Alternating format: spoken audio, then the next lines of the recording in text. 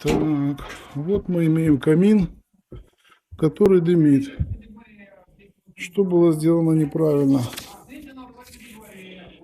Во-первых, не рассчитано соотношение портала самого камина и соотношение дымосборного кармана. Во-вторых, крайне неправильно, с моей точки зрения, сделано. Если что-то там чуть-чуть можно переделать, а так, чтобы там все разбирать, это ему не надо.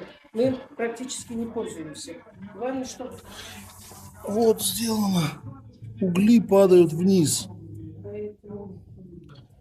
на колосниковую решетку. И вот здесь оно падало прямо вниз.